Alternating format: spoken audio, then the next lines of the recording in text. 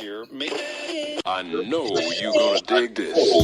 They'll go to second for one, and now they got the man trapped at third and tagging out. And second and two, handoff goes to McCaffrey up the middle, finds a little room, lot more room, and he's off to the races.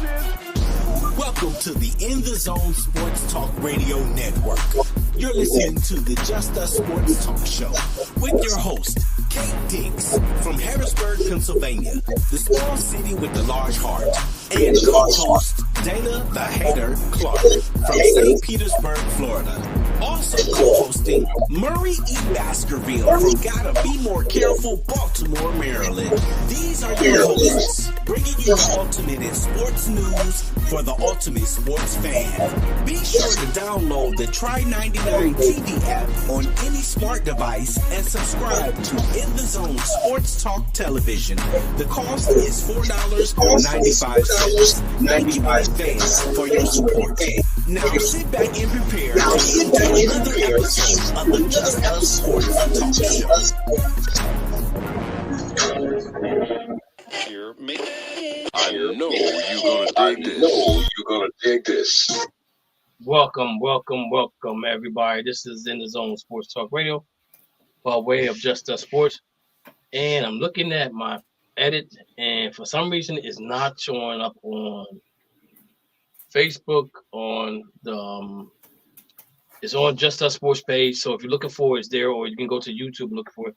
But for some reason, it's not showing up on the In the Zone Sports page. I don't understand what's going on with this. I got to talk to them about this. I talked to them earlier about this, and they thought they got it corrected. All right, so let me just take a look real quick, guys, before we go on. Just Us. We at In the Zone. Okay, I see it there. Okay, I don't see the video. Okay. All right, guys. So it is what it is. So let's make this thing happen. So we got it on YouTube. We got it on Just Us page. Mo, can you see it on any of the pages? I see it on Just Us. Okay. All right. Okay. It is not on. In the Zone. So is it running right now? It's running on Just Us. Okay, because on my end, I just see set up the live video. I don't see me or anything on there. Yeah, it's live. Okay, great. All right. So before we go on to start our show, life is priceless, and we should value our lives a lot more than we do sometimes. But I think that the older you get, the more you value your life. Because the older I get, the more I think about death. And I don't do things that can cause me to die. Like, I'm not gonna go parasailing. I'm not gonna go bungee jumping right now at 59. But if I was 33, I probably would do it. Or if I was 29, I probably would do it. But I ain't doing that right now. I'm not going to do that at all. But anyway, and the reason why I brought this up, man, because we have lost some people just in the last couple of days of just the family of Just Us Sports, In the Zone Sports Talk Radio. Dana has lost his cousin, his favorite cousin, as he said. So he won't be on tonight. So make sure you guys say a prayer for Dana. Then Lou lost his father over the weekend. Make sure you say some prayers out to Lou. I met his dad one time, and he was the nicest person I ever knew. Gave him a T-shirt and everything. Never took a picture in it, but I wanted him to take a picture. But that was cool, you know. So say a prayer for Lou as well. So my coworker today, she might have had a stroke again. She fell and hit her head. So she's in the hospital. I don't know what's going on with her right now. So to trust her card and make sure you keep her in prayer. Miss Vina Mulligan lost her father night before last. You know, I've never been around a person other than myself that talks about their parents as much as she talked about her parents. And she was definitely a daddy's girl. And she's gonna miss her father so much. But she's a strong woman, and I just want to let her know that we're praying for her as well. And hopefully, God can see them through this time of travels, and that just let her know that he's in a better place now. We want our parents to live forever. They want them to live as long as they can, you know. And with that being said, if you still have your mom, your dad, make sure you tell them you love them every chance you get. If you got your grandparents, tell them you love them every chance you get. Because I have no more grandparents, and I have no more parents. And my grandfather on my mom's side was my buddy. That was my man. So with that being said, man, you make sure you tell people you love them that's in your life, and and mean it. You know what I'm saying? And when you tell them you love them, you mean it. Because we never know what happens. From today to tomorrow. So, but I want to thank God for allowing me to get up again this morning, and allowing you guys to come back on the show with me, and allowing people to listen and watch and do all the things they do. Thank God for the people that call into the show, to make the show what it actually is. Sometimes we have a lot of stuff on here that we talk about, we debate about, but we have a lot of fun. And I said a prayer for the network back in January. I left it there. I ain't praying about it no more, and things is about to happen. As you guys know about Coach Gray, he's doing football camps with some professional athletes. Hopefully, he'll come up to Harrisburg, and do a couple events up here. Never know who I might run into or talk to. So that's hope that happens. All right, guys, baseball. Them New York Yankees, man, they playing some good baseball, Mo. Look at them. Look at them. Look at them. Yeah, we gave her one yesterday.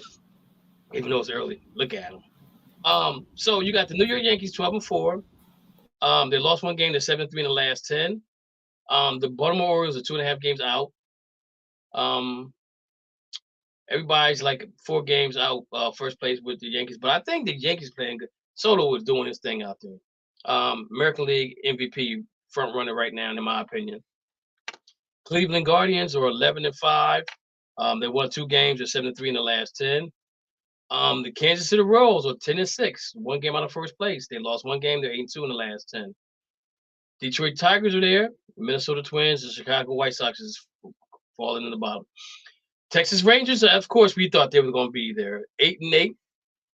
Again, I think this is going to be another. There's going to be another conference where I don't know if they're going to be over 500 ball when it comes time to play in the postseason. But they're 8-8 right now. They lost 2 games. They're 4-6 in the last 10. The Angels, ladies and gentlemen, are 7-8. Half a game out of first place. Lost 2 games. They're 4-6 in the last 10. So it's Shotani he's the reason why holding them back or something like that. I'm really disappointed in my Seattle Mariners. They're 6-10. They lost 2 in a row. They're 3-7 in the last 10. If I had to pick a team in the American League, it would be Seattle Mariners because I like Ken Griffey Jr. National League, you got the Atlanta Braves who are 9-5, lost 1 game, 64 in the last 10. You got the Philadelphia Phillies who are 8-8, 2 games out of first place. They lost 1 game, 64 in the last 10. The New York Mets are 7-8. Disappointed in the Marlins because we thought the Marlins were gonna do something. In the Central Division, the Milwaukee Brewers are 10-4, lost 1 game. They're 6-4 in the last 10. Pittsburgh Pirates are still hanging in there. Rich, 11-5, won 1 game. They're 6-4 in the last 10. Cincinnati pulling up the Chicago, St. Louis. Los Angeles Dodgers 11-7, lost 1 game, 5-5 in the last 10. Arizona Diamondbacks were 8-8, 2 games out of first place. They won 4 games. They won 2 games. They're 4-6 in the last 10. So the Dodgers, I'm talking about my Dodgers. Then we can talk about the Yankees. Then we can talk about Seattle and whoever else we got online who got a baseball team. So watching the Dodgers the last 2 days, 3 days against the Padres. Padres tweeted something out. Padres tweeted something out. Something, I don't know what it was. I didn't get a chance to look at it. But you win in Dodger Stadium, okay? First game I think it was like 9-7 or something like that. Then Dodgers win 7-5, and then they come back and win 6-3. What I'm seeing for the Dodgers is pitching is going to be a must. That's pitching going to be a must, and we're going to get more into the pitching, but about pitchers and MLB as well. Matthew, what you got to say about your Seattle Mariners? Mariners right now we're doing pretty well. With 6-10, you're probably thinking, is that a bad thing? Is it a good thing? Me, I still believe we're still early in the season. Batting average right now, Ty France is at a .280, and most strikeouts is from Luis Castillo at 27 strikeouts, but has not gotten a win yet this year. So we'll have to wait and see what happens. Okay. Mo, what you got for us? Well, before we talk about my Yankees, we got to talk about today's Jackie Robinson Day. Oh man, I forgot. So I'll let you talk about that when we get to the Dodgers. Totally forgot about that. So, for the Yankees, we are doing this without Garrett Cole. We are pitching well. We are hitting well. We had one game where we gave up. We had a 2-run lead yesterday, and we gave it up for 3 runs at the bottom of the 10th. But we have been playing amazing baseball. Juan Soto has been amazing. Then Aaron Judge has been playing well behind him. Anthony Volpe, they moved him down from 7th to 1st, and he's hitting like 400 in the leadoff. In the leadoff spot, so it's just amazing how well my Yankees are playing right now. And we're doing it without a number one star. Marcus Stroman is looking like a number one star. Okay, all right now. I think we got Coach Mo on the line. I mean Coach Gray, and I think we got who else we got on the line? Curry. Is that correct? Yes, sir. Good evening, everyone. Good evening. Coach Gray. I'm here. Good evening, guys. Coach Gray, you got a baseball team you follow? I'm an Oriole man. Okay. But the greatest team we ever listened to read with Pete Rose and all those guys. It was a team was simple in each position that I've ever seen was a great team. And that's when I love baseball. Cincinnati Reds, but the Orioles is always hard. Okay. Curry, I think you're a Braves fan, right? If I'm not mistaken. That is correct. Okay. What you think about what's going on with them? I know what's going on with the Braves. It's early right now, but they seem to have it all clicking right now. Yesterday they won in dramatic fashion, down 7-6, 2 outs, 2 strikes. And in the last pitch, down to the last pitch, and Mizuno sinks a 3-run homer to win it. So I'm real pleased with what they're doing right now. Okay. So, guys, as I was watching the game yesterday, and the conversation came up about excuse me, guys. I got a little sinus infection. Hopefully, they don't start messing with me right now while we're doing the show. But the question came up about pitchers and how can they help the pitchers stay more healthier than what they are right now. And I'm gonna let you guys marinate on that for a little bit, okay? Before we get back to you on that. But this is what Tyler Glasnow, pitcher injury truth bomb, will watch Major League attention. This is what he says. He said pitching injuries are running rampant around baseball world right now. It's not just an MLB, as pitchers of all ages are seeing increased injuries, notable elbow concerns. At the MLB level, the pitching clock has been mentioned as a potential factor. However, pitching injuries have unfortunately been problematic even before the pitch clock. Los Angeles Dodgers star pitcher Tyler Glasnow recently made a velocity relation admission to the baseball uptick in injury concerns for pitchers. Glasgow says previously criticized the MLB decision to ban foreign substance during the middle of the 2021 season. He had a feeling it could lead to injuries, and sure enough, he ended up being placed on the injury reserve list. Glasgow expresses his frustration in June of 2021 versus Tampa Bay Rays reporter Tristan Whitaker, referring to MLB decision to ban foreign substance in the middle of the season as insane. The subject of the absence being foreign substance today game has not been linked consequently to pitching injuries, but with pitchers throwing as hard as they are, one has to wonder if it plays a role. Glasnow recently addressed the comment he made in 2021 and admitted that throwing hard despite potential injury concerns is worth a risk. My only beef was because the rule was changed in the middle of the season. He said during an appearance on the Chris Rose rotation, and then the whole argument now is like the pitch clock, and I think it's a multiple of reasoning. The mentality have seen. I was in high school was throw the ball as hard as you can all the time.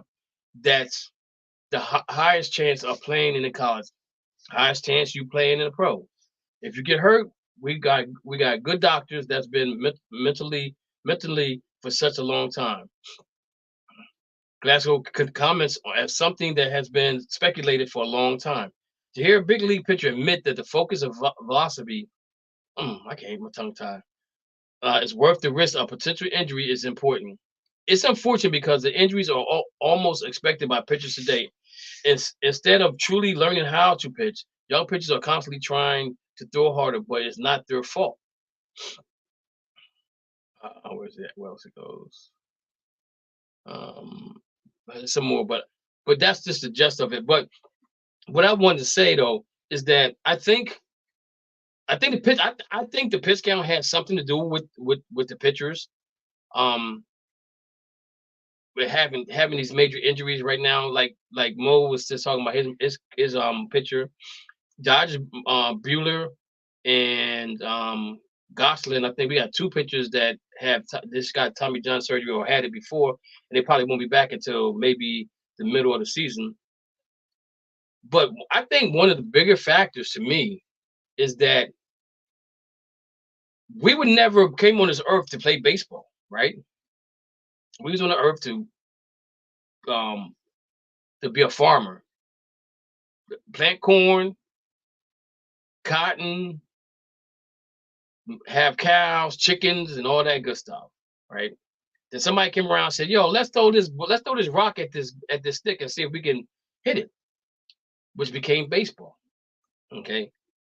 Fast forward now to 2024, you have baseball players, young baseball players that play all year long. They play the season, then they play during the season, they play spring baseball, they play summer baseball, they play winter baseball. I want to know, how does that make you better? Because what's happening here is you're not resting parts of your body that you're using every day. Even if it's I'm talking about an everyday player, not but I'm including pitchers in this because the pitchers only pitch every 4 days or whatever the case may be. But the problem I'm having is that I don't see no more guys that are being drafted in football, in baseball, in basketball to the pro leagues because they don't play no more. They don't play sports like that no more. You play baseball all year long. You play basketball all year long. You play football all year long. When do you give your body a chance to rest? Is the problem I'm having, because I think this is a problem that the baseball is having with the pitchers. Because if you think about it, you start playing t-ball at 4 or 5. So you play t-ball till you're 7. Then you play slow pitch or whatever pitch from 7 to 9, and then from 10 you play Tina League. I mean, from 10 to 14 you play Tina League. Then from 14 to high school you're playing high school league. And then that's over 14 years of playing baseball. Then you play another 4 in college. So you've already played 18 years. You've played 18 years of baseball. You get to the pros, and the first thing happened is you gotta get Tommy John surgery, or your rotator cuff messes up, or anything, something of that nature, right? So I think that I don't know what baseball needs to do to fix this situation. They can maybe they can make the play clock a little bit longer. Maybe I don't know. But they made the game faster, which I don't think nobody's really complaining about. I think everybody likes it being faster, but the pitchers. But again, you don't have pitchers are they're not athletes no more. They're not you don't go to high school and see them playing basketball. You don't go see them playing football. You don't go see them running track. You don't see them playing tennis. They're playing baseball. You're playing basketball all year long. When do you give your body a chance to rest? I should tell my girls all the time, when basketball season over, put the basketball down. Go run track. When track's over, if you want to come back and play basketball, then play basketball. In August, September, October, give yourself a rest. Don't do nothing. Just try to get yourself in conditioning, running, and get yourself in conditioning to be able to play basketball when basketball season starts. That's always been my philosophy. Now, am I old school? Probably am. You know what I'm saying? But again, these are some factors in why, we have these issues. I mean, how many ACL tears did you see in basketball back in the day? When the season's over, they sat back and chilled and they relaxed. They didn't go back in the gym until maybe a month before the season started. Just say if it ended in June, or early part of June or somewhere around there, you got July, you got August, you got September, then October you get back in them. So you've been off for 3 months. You've probably been lifting weights or whatever, but you're not touching the basketball, So those are things that I have a problem with when it comes to the athletes now today. These are the reasons why they're having so many surgeries on things. And if you guys look it up, there's more baseball players in high school now. They're getting Tommy John surgery before they even need it, which is crazy. That's just crazy. And you got guys, like he said, they're throwing as hard as they can, as fast as they can, because we don't let the pitcher pitch 9 innings no more. How can you tell me back in the day when guys could pitch 9 innings and be okay, and now we got guys that only gonna pitch 6 innings because their arm tired? If that's true to what he said, is that they pitch as hard as they can, as fast as they can, then they're not gonna be able to pitch 9 innings, unless they got a no-hitter going on. So, Curry, I want to get your thoughts on this right here.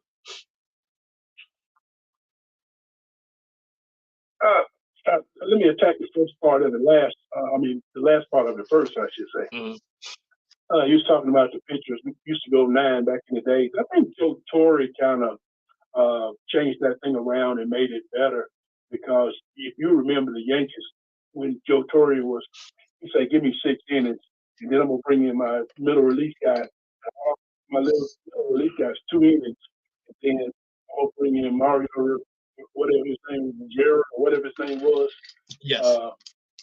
And he gonna close it out." And Are you talking about Sandman? He made his pitches last a lot. Wait a minute. No, we gotta stop him. You ain't gonna just disrespect Mario Rivera like that. Wait a minute, Mo. Let him talk. Go ahead. He ain't gonna disrespect Mariano Rivera like that. The best pitcher. Another thing about the speeding up the game, I like the way it was before they made all the rule changes. Right. I know baseball is slow game, but baseball has been slow game for 100 years. But the one thing I really hate when the game go into extra innings is the guy that made the last out, you reward him by putting him on second base the next inning. I don't like that at all. And as far as pitch clock goes, hey, just making a pitch faster and not use their strategy. A lot of people will stare you down a long time to make you move your movement as far as your back goes. Right. Okay, Mo. How you gonna let the man disrespect Mariano Rivera like that? The What did he best say? reliever ever.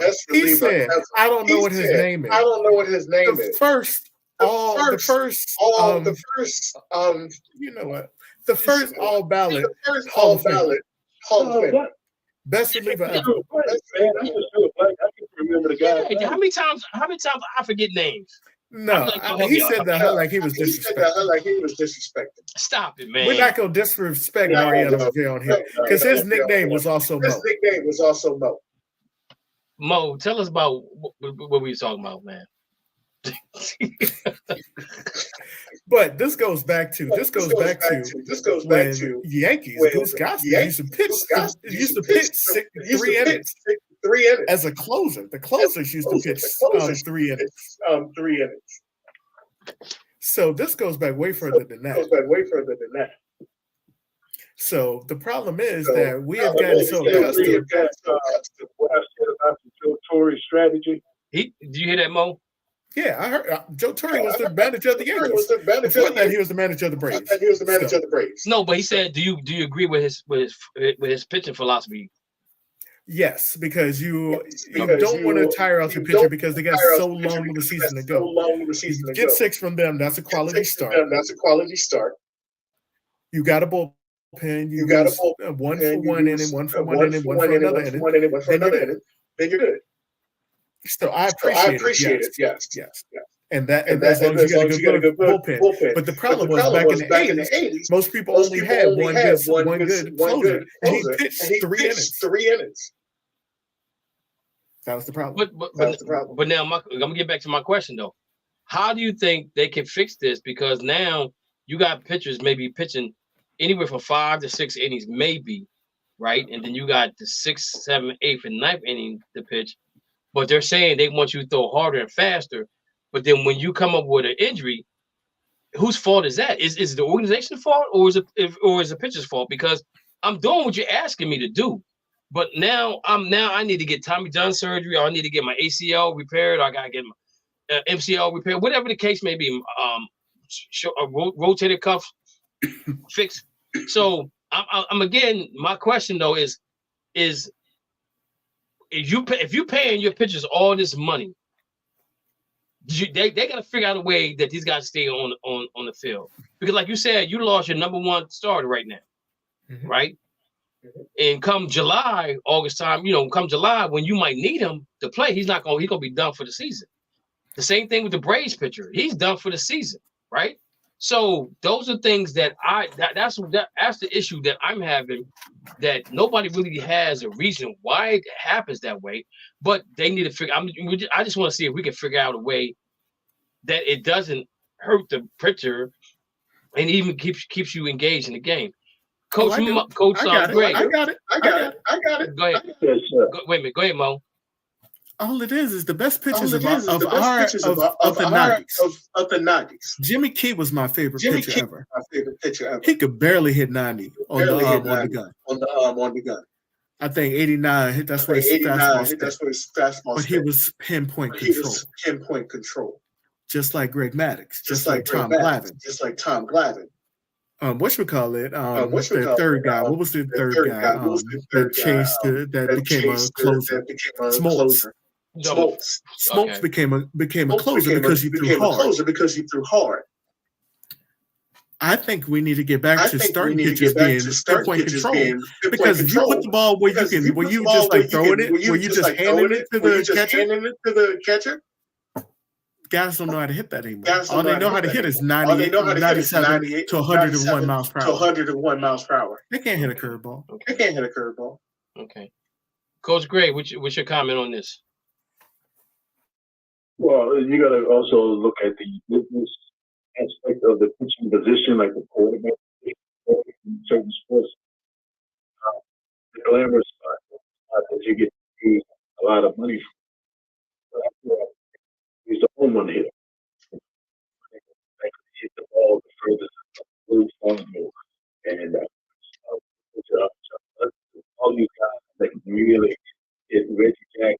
Reggie Jackson strike out was the World Series. He was the man. So when you talk about injury, player and the future of the league. These surgeries are not just happening. Just these pitchers are trying to match this optics, this image of that position, and they're coming up with injury. Okay. So the joint is not made to throw consistently. Maybe the arm is along the ball. That joint will be stressed every time. But now, how many positions in baseball having the same surgery outside of? That should tell them. You don't get the right fielder to get this. You're the shortstops with this surgery. Your pitchers get the surgery. Right. It's torque. And in a game, how do you protect that? It's the rules. The rules. You know? And the pitcher themselves also have to be accountable. And what I always equate that to is like a truck driver who has to be off the road and knowing it's 16 hours, but they have two logbooks so they can continue to get the job done so they can pay them. Okay. Matthew, what you got for us? So there's one injury we forgot to mention, and it's one that's actually developed more compared to 5 or 10 years ago, and that's the UCL injury. And it's something that popped up a few times with these pitchers, to where I'm very surprised how many UCL injuries that we've gotten this season. And for people that don't know what UCL injury is, it's a sudden pop or pain along the inside of the elbow, leading to an inability to continue throwing the baseball. So when we look into that, the doctors for these baseball teams will have to start looking into that, because depending on how the pitchers throw it, the bones within the UCL will start to deteriorate, and that's where the Tommy John and all the air injuries start to kick in, because it all starts within the UCL. That makes sense. And you know what's weird, because Tyler was saying that when he's not pitching and he's just doing, he goes out there practice, he throws as many balls as he's supposed to throw. They said that he stops and looks at the iPad to see how he's throwing, if he's throwing the right way, and if he is throwing the right way, he wants to get. He said, "I want to have that feeling every time I want to throw the ball, because I know I'm throwing it the right way." So they're trying to get that feeling as well from their arm when they throw that perfect pitch. They want to say they want to keep that feeling all the time, regardless if it's tearing the UCL up, or is messing with the elbow, or is you're looking at Tommy John surgery down the way. But that's what they're looking for. And when he said that to me, it kind of made sense, because it's like shooting free throws. You want to shoot your free throws the same way all the time, every time, right? So 9 out of 10, when that ball leaves your hand, if it's going in or not, as far as free throws concerned. So with baseball players, with pitchers, they're looking at the same. They're looking at the same thing. It's like, okay, I want to have that same feeling I had before, so that I know that I'm throwing the perfect pitch, right? So again, they gonna have to figure this thing out. I'm in agreement with Curry. I don't like the guy going to second base. I think that's just a cop out. Don't mess up baseball. If you want to do that, I'm gonna say this. During the season, don't have the guy on second base. Now, if you go into the playoffs, you want to have a guy on second base, that's fine, right? But not during the regular season, because of the time frame that the World Series is. Sometimes you can reach out to the end of October, maybe. So we're talking about weather being a factor. So I kind of agree with you want to do in the playoffs, but during the season, leave it as it is. Leave it as it is. Next up, we got my man Matthew is going to talk some hockey. about what's going on in hockey right now. They're in the playoffs right now. I tried to find a bracket, but I couldn't find a bracket. And I'm looking. Matthew, I'm looking at the Eastern Conference right now. Look like Boston Bruins, Florida Panthers, Toronto Maple Leafs, and Tampa Bay Lightnings are in. Detroit is still waiting to. So let me ask you: have the playoffs started yet? No, but they will start on the 20th. They will start on the 20th. Now, how is it that? Now, check this out, guys. How is it that hockey starts before basketball, and basketball's in the playoffs and hockey's not? I think that's based off of TV contracts. TV contracts, right? Would you say, Curry? Well, you had a play-in championship this year, and I think that altered the schedule somewhat because they've never had a play-in championship. Oh, you talking about the in-season tournament? Yes. Okay. Yes. Okay. Yeah, it kind of messed me up That too. could have been a factor in scheduling. That definitely was a factor in scheduling because I didn't get a chance to see the Celtics play at all this year. And I told my brother, I said, well, maybe we can go see a playoff game. Not for where they want me to sit for a playoff game. I'm not paying that type of money to sit. It ain't happening. All right, Matthew, go ahead. All right, so in the Eastern Conference right now, we got the New York Rangers, Carolina Hurricanes, Boston Bruins, Florida Panthers, Toronto Maple Leafs, and Tampa Bay Lightning. And then in the West right now we have the Dallas Stars, Vancouver Canucks, Winnipeg Jets, Colorado Avalanche, Edmonton Oilers, Nashville Predators, LA Kings, and the Vegas Knights. Now in the West, the playoffs are completely set. They're just waiting on the Eastern side to finish their part of the season. And the way with hockey goes, for people that don't know what hockey standings are, we go by points, not wins. Because you can have a 10-game stretch, 44 and 34, and you can still not go to playoffs because you didn't get enough points.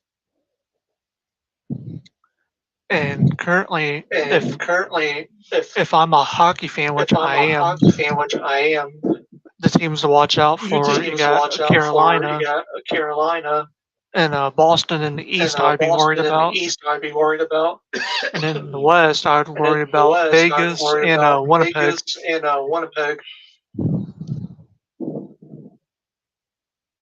Okay.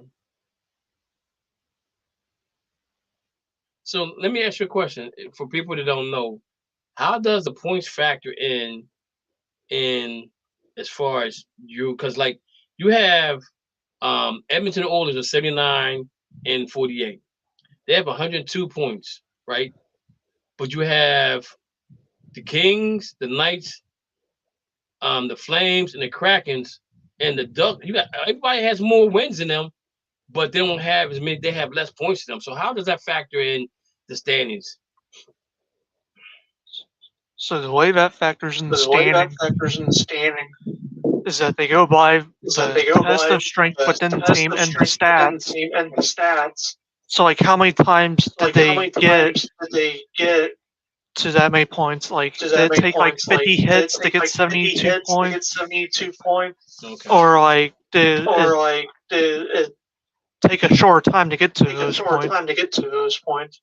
Because in hockey, you gotta get your points early in the season, not late in the season. Like you can have a losing streak here and there, but them points have to be high in order to make that work. Okay. All right. So there you go, ladies and gentlemen. That's hockey for you. If you don't know, but the WNBA is having the draft tonight. Hey, Kev, can I say something about that? Go ahead, Curry. And I want to ask Matthew too. Matthew, what's your take on those Florida Panthers? I kind of follow them a little bit. I like that team. They got some dog in them. I don't know if you agree with that or not, but some guys like Matthew Kachuk and Reinhardt, who's killing it on goals this year, and Big Bob, who's been the savior back there at the goaltender. Do you think the Florida Panthers have a pretty good shot at winning it all this year? Oh yeah, I definitely agree. If their lineup and rotation is perfect, as long as they stay healthy, I see them getting a shot in that finals. And speaking of the Florida Panthers, a few years ago, I actually went to go see them play against the Boston Bruins. When they switched the new head coach from the sexual allegations. And it was I flew in, got into the suite, and I seen the breaking news about it. That they got the new head coach, and then unfortunately they lost in OT to Boston, but it was a very nice experience. That was my first. Oh, what was that? He said, "Do you think they have a shot at winning it all?" Oh yeah, I believe they do have a shot of winning it all. It's just a matter of how they rotate their players, and as long as they're stretching properly, they got a good shot of winning it all, as long as that rotation's correct. Okay. All right. So there you go with some hockey. All right, guys. So reading up on what's going on in the NFL, Hard Knocks has said we're going to do a division. We're not doing an individual team. We're going to do a division. Go ahead, Mo. Just quick. Caitlin Clark was drafted first in WNBA draft. Not that everybody didn't already know. Yeah. Indiana Fever. Congratulations to Caitlin Clark. Let's see what goes on here in the NBA now. It's the best of the best. Let's see how well she works. Hopefully she'll. Again, I'm gonna say this. I think that her and Reese, they could be the Larry Bird, Magic Johnson of the WNBA. Put them on the map. They got to be able to put them on the map. Got to bring this thing to a forefront. Yeah. You got to bring this thing to a forefront because girls basketball. I mean, if we talk about this, we know that they broke some records this year as far as the tennis is concerned, but it was more of a good versus evil type of thing, where people don't understand the significance of these girls playing basketball and how they have leveled it up a little bit more. So we'll see how well that goes. All right, so getting back to Hard Knocks. The Hard Knocks said we're not doing an individual team no more. We're going to do a division. And out of the divisions, guys, I want you guys to tell me who you think, what division has the most drama that the Hard Knocks would do. Okay, so in the AFC East, we got the Buffalo Bills. We know they traded old boy. Miami Dolphins, nothing really happened there. New York Jets got drama with them with your boy Aaron Rodgers. New England Patriots, nothing goes on. Nothing's there to be seen unless they come out with a quarterback quarterback they unexpected to pick at their pick at their selection at number, what they pick at number 3. Okay. AFC North, Baltimore Ravens. They got Henry. Cleveland Browns got Judy. Pittsburgh Steelers have 2 good quarterbacks. And Brandon Ayuk said to his agent, said, I never asked for a trade, but it don't seem like it's going anywhere with them in San Francisco because he's already deleted his Instagram or Twitter account or whatever it was with them. Cincinnati is Cincinnati. Nothing really happened there. AFC South, Houston did some great things free agency wise. Jacksonville Jaguars, Indianapolis Colts, Tennessee Titans. I don't know. AFC West, we got Kansas City Chiefs, who my man took he restructured his contract. Las Vegas Raiders, they're there. Denver, their Chargers got a new coach. Could be. Dallas Cowboys, they got two free agents right now. I don't know if they come. Well, I know Dak's coming to camp, but I don't know about CeeDee Lamb. The Eagles just signed a wide receiver to a 5-year deal. The Giants don't know what they're going to do. Washington's going to get a quarterback probably. NFC North, Detroit, Green Bay, Minnesota, Chicago.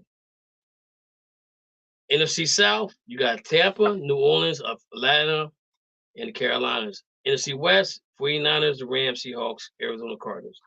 In my opinion, I'd like to see the NFC North because they're going to have Caleb Williams.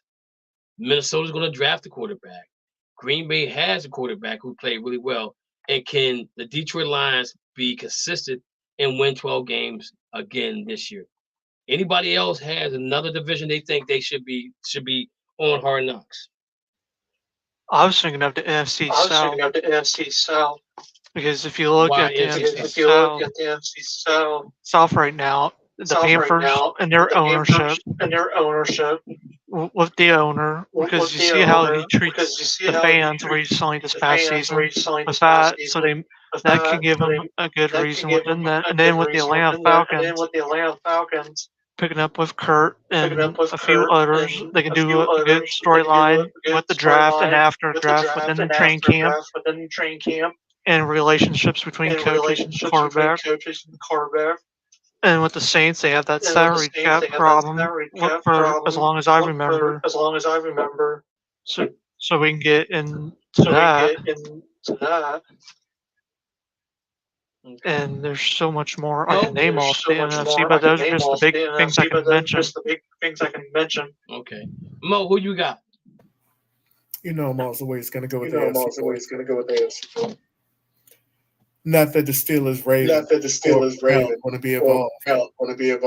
The Bengals want to be involved because they want somebody talking about them. Because they did nothing last year.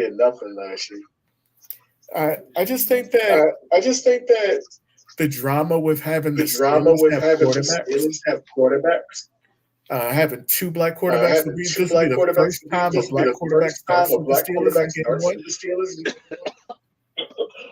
It's gonna be amazing, man. It's gonna be amazing, man. Cordell Stewart didn't start. He didn't come in as a starter. I don't know. They said this is the first time a black quarterback will be starting. I thought Cordell did, but because he went they had 13-3 seasons. They said the same time. Well, who was the quarterback before Cordell? Did he get hurt? Neil O'Donnell. Well, Neil O'Donnell left after the Super Bowl. So I don't know, bro. I don't know. That's what they said. I don't think it makes sense. All right. Curry, who you got? I really don't care who they put on there. Long not the AFC East. The Dolphins have been on there twice, but they don't need to be on there no more. I probably won't even watch Hard Knocks anyway. The only reason I watched it this year was because the Dolphins was on it, but I just don't want AFC East on there. So anybody else, and I'm probably not going to watch it anyway. I posted that said Curry don't care. Who else we got on the line with us? Is that Tom? Yeah. It is. Okay. Who you got? Who you think that's going to be is going to be seen on Hard Knocks this year? What division? Honestly, I stopped watching Hard Knocks a long time ago. I get it because it's not what it was before, but now that they're doing a whole division, it should be more entertaining because they're not just talking about one team anymore. So they're talking about division. But think about it though. Every time they're going to be going to 4 different at one time. Well, I don't want to see that. Oh, I definitely want to see that. I definitely want to see that. Okay, so Tom said They better just kick off the air. he don't care. He don't care. Okay. All right, so we got You know what? AFC. AFC. You got the AFC East. We have the NFC.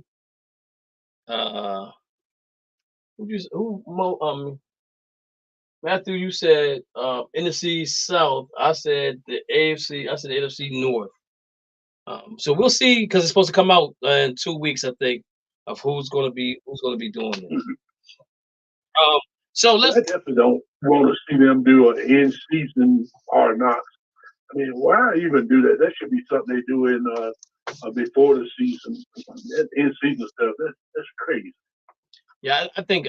Well, see, I'm gonna say this. I think what they're doing is they're trying to make it more user friendly to the fans.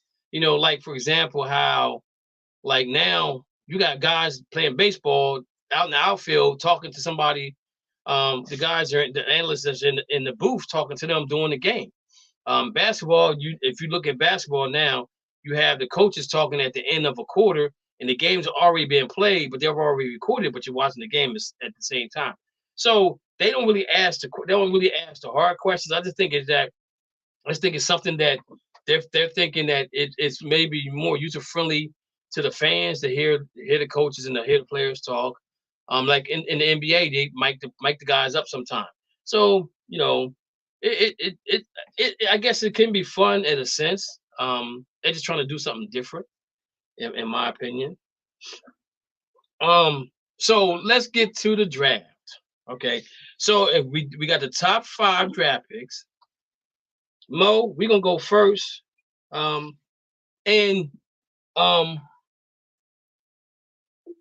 if you want to, if you can send it to me, inbox it to me, and I'll post it on the page of where you think somebody's gonna go, or where you think if you think it's gonna be a trade or whatever the case may be. So what you got for us, Mo? For the first 5 picks? Yep. All right. So first of all, there will be no trade with the first pick. We know Chicago's going to take Jalen Williams. So that's going to be number one. Then we also know with the second pick, Washington is not going to be moving down. With that second pick, I think they're going to go ahead and take Jalen Daniels. Okay. Then for the third pick, this is where it gets interesting. I think New England wants a white quarterback. I don't think they want a black quarterback. So I think they like Drake May. But I also think they like JJ. From Michigan. So I think they trade down. With Denver.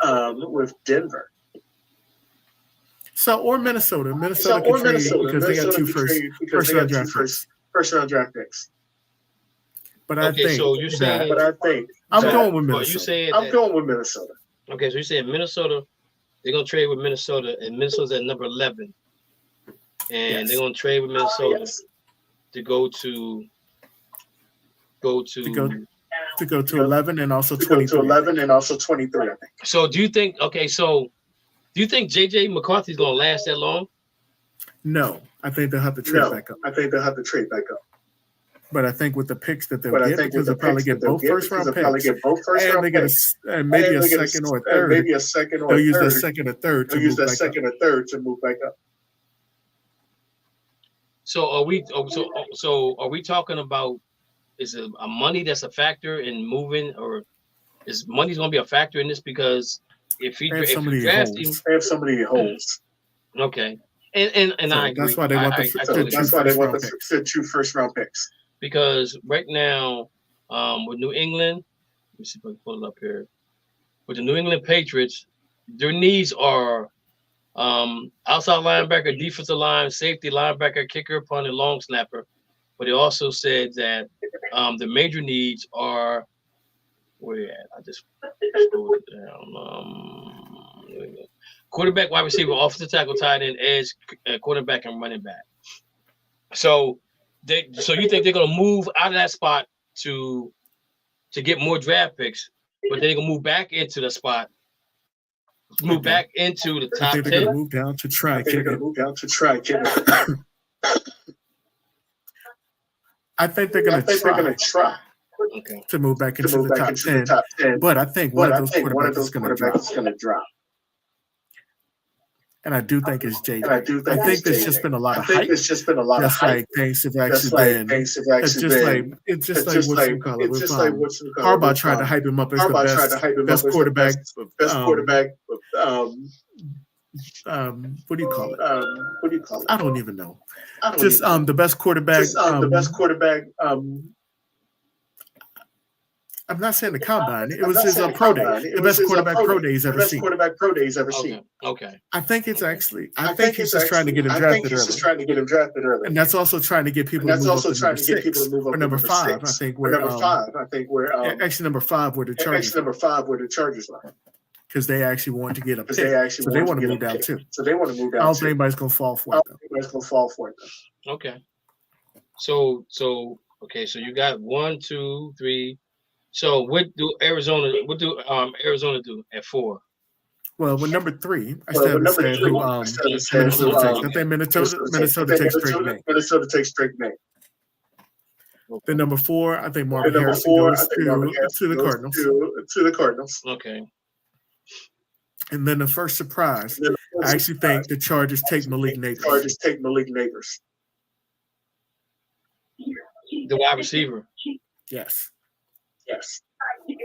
Because they lost both of their starting wide receivers. Okay. That makes sense. That makes a lot of sense. Okay, so that's number. Okay, so that'd be 5. All right. Matthew, what you got for us? Make sure you guys write your stuff down and send it to me, and I can post it. So my number one pick is obviously going to be the Bears picking up Caleb Williams. Because we're all not going to be surprised by that. Okay. At number 2, I got the Washington Commanders picking up Drake May. And you're probably thinking, why Washington? Well, the management within the last few weeks has been in deep research on him. And they're comparing him to C.J. Stroud when it comes with his hand formation. Okay. So I wouldn't be surprised by that. At pick number 3, I have the Patriots picking up Jane Daniels. Because I feel like with his sorority, he's going to get along with them coaches and staff real quick. And he has a knowledgeable mind to get that playbook learned. Okay. At number 4, I have the Cardinals picking up Marvin Harrison Jr. Because I feel like he will do well with that roster as long as they draft an O-line further down the draft. And at pick number 5, I have the Minnesota Vikings trading with the LA Chargers and them picking up JJ McCarthy. Ooh. Yeah. And you're probably thinking about that. Well, with the new head coach signing with Harbaugh, they can offer a good trade to make that happen. Yeah, I don't know how many. Let me look at something real quick because I pulled this up and I want to see. Let's see if I can find it in the NFL draft. You said the Raiders, right? Okay. So the Raiders have 8 picks. They got the 13, 44, 77, 112, 148, 208 from the Chiefs. They have 220. They had the 222nd and 229th in the 7th round. So they got enough picks if they want to get rid of something, they can to make that move. That's that. I like that. I like that right there. I like that. That sounds good right there. That sounds really good. That sounds really good. Curry, what you got for us? It's not going to be a lot different. Let's just say that Chicago, let's just say the Washington Commanders is on the clock because we already know Taylor Williams going to Chicago. And I think that the Commanders is going to take Jaden Daniels. I look for New England to take J.J. McCarthy. Mm-hmm. Arizona, Marvin Harrison, and I look for the Chargers to take Neighbors. Okay. So I think Drake may slip in the draft. You and Mo got Chargers going after wide receiver. In the mock draft I pulled up, this is probably after the fact that they got rid of both the wide receivers. I think we have Lou on the line. Lou, is that you? Yes, it is, Kevin. How you doing, I'm man? here. How's everything, man? How's the family? How you doing? Family's holding on its own. All right, man. Thank you. You have our prayers, man, and everything like that. Thank you, Kevin. And I'll be sending you guys something just off the air. Just let me know when everything is, and I'll see if I can get it there before you guys have service. Well, everything is small, but I'll send it later on because it's a keepsake for you and your mom. So man, but you're definitely in our prayers. So we're talking about the draft, the top 5. I don't know if you have a paper in front of you or not. So you have Chicago, Washington. You have Chicago at 1, Washington at 2, Patriots at 3, Cardinals at 4, and the Chargers at 5. Do you see anything changing? With they have Williams going there to Chicago. You got Washington on mine. You got Drake May going to Washington. You got Jake Daniels going to the Patriots. You got Marvin Harrison going to the Cardinals, and you got number 5. They have Brock Bowers, but that's going to change because they got rid of both the wide receivers. So with that, right, Malik Neighbors will be that he will be that guy going to the Chargers at number 5, and New York will be out there looking for something else. Do you see anything else out there? Yeah, it sure will. Okay. All right. Yeah. So I kind of agree with you guys on everything. Only thing we all guaranteed is that Cade Williams is going number 1, and that Marvin Harris Jr. is going to the Cardinals. Everything else is pretty much up in the air. So, Curry, who do you think outside of the top 10 could jump into the top 10 to try to get them another quarterback? Because we got 5 quarterbacks out there. I've been hearing something about Bo Nix. Old boy from Washington, Phoenix. Phoenix name been brought up. With the other guys. So Curry, do you see anybody outside of the top 10 maybe moving up and grabbing a quarterback? I think if I remember correctly, the Raiders are number 12, but I can see them moving up. I see them a quarterback. Okay. Lou, can you see somebody outside of the top 10 moving up to get a quarterback? Well, I'm not really sure. I mean, the Jets is a quarterback. They need a good backup quarterback. Because, they're not going to get hurt again next year, if you will. But they have to look for a good backup quarterback. So they have to get a good backup to back them up. Okay. Matthew, who you got jumping into the top 10 that's not there right now? I'll throw you guys a curveball because this team's under pressure right now. And that's Dallas Cowboys. I could see them maybe bump up to that top 10. They get themselves a quarterback. And Dallas has, let me see what Dallas has as far as picks is concerned. Dallas has 7 picks. They had the 24, 56, 87, 174, 216, 233, and 244. That kind of makes sense too because they don't have a lot of cap space. And I can see them maybe moving out of that 24 spot. Even though that's not in the top 10, but them moving out of that to get some guys in the later rounds so they can save some money. I can see that probably happening. Mo, who you got jumping in the top 10? It's not there right now. Raiders. Raiders. I like that for them coming up because they got the 13th pick. I think they'll try and go after the fourth quarterback. Try and get in before number 8. Okay. And I think Atlanta's gonna trade them. Okay. And I'm looking at the picks. The Texas has 9, the Bengals have 10, the Bills have 10, the Cardinals have 11, Packers have 11, the Rams have 11, the Vikings have 9, 49ers have 10. Now there was rumors that Phoenix Jr. might be the Rams might be looking at him. They might be moving down and to getting him from what I'm hearing. I think they're looking to get another quarterback. Benton Stinson, there's some issues with him. I if I had to guess, I think that he has alcohol. He has alcohol problem.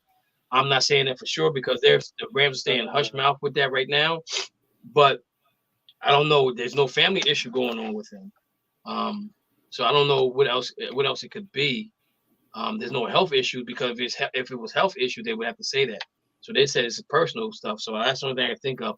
So hopefully he'll be ready to come in this year, but I don't know if he could be the future of the Rams. And so I see maybe the Rams might be one team that jumps out of the top 10 that can jump in close to in the top 10. And even if Phoenix and Bo Nix are still out there, I don't know which one they would prefer to have. Me personally, I like Phoenix over Bo Nix. Bo Nix is 24 years old. He's an old soul. If he goes to a team that's already winning, he can sit back and just wait. But I'm saying you're looking at 2 more years, maybe of him sitting, depending on where he goes. So, that right there is the gist of the draft.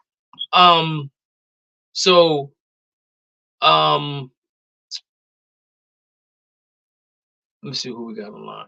Yeah, I thought we had 2 more.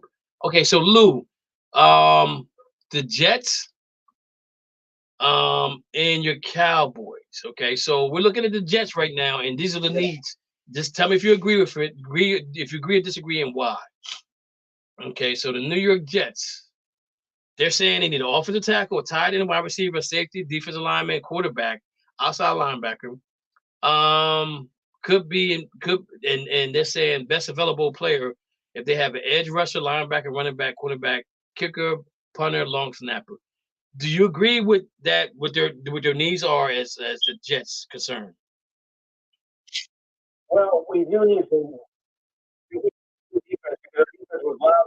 We need the right back, especially last year. I mean, the quarterback, because our defense was going off, and it was, no way around this year. So we need safeties, linebackers,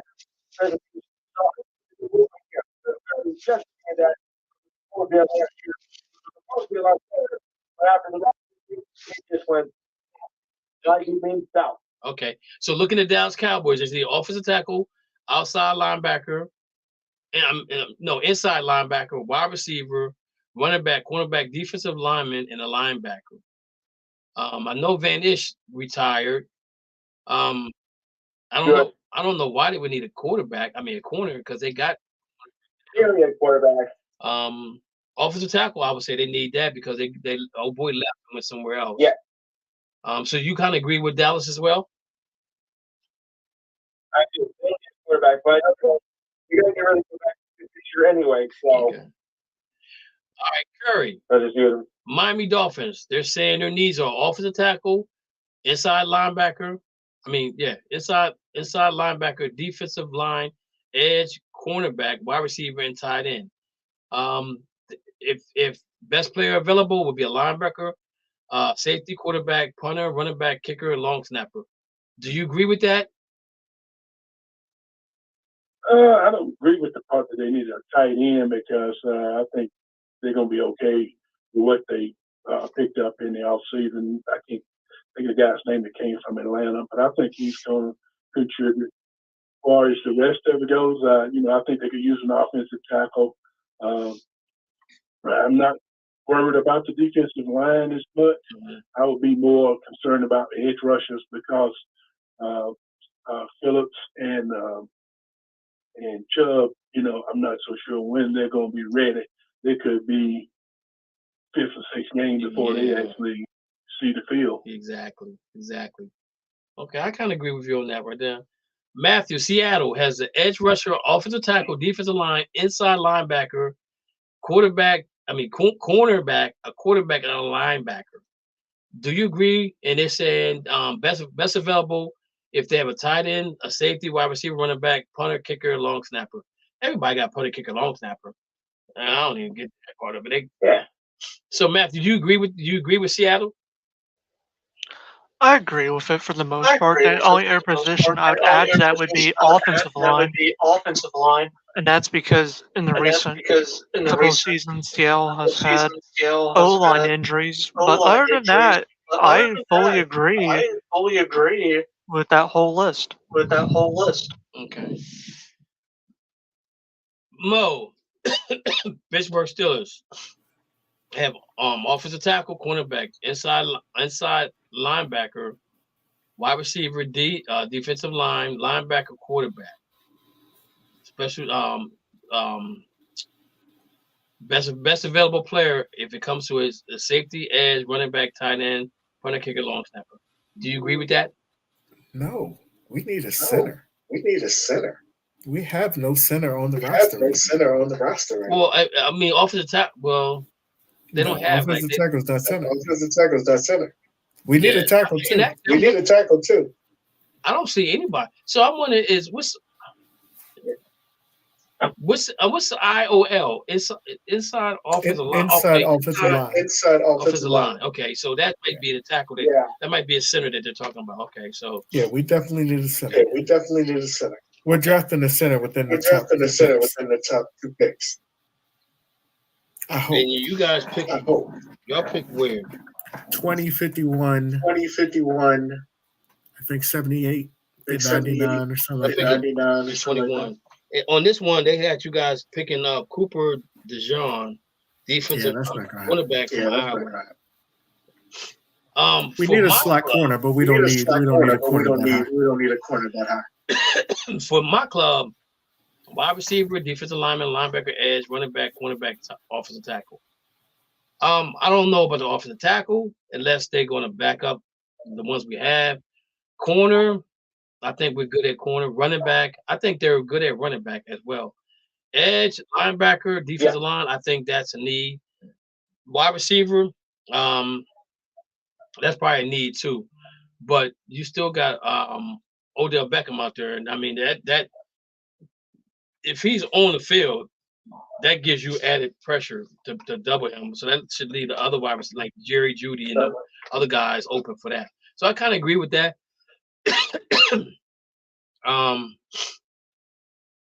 For the Rams, they have edge, corner, defensive tackle, offensive tackle, quarterback, offensive line, and linebacker. Definitely edge.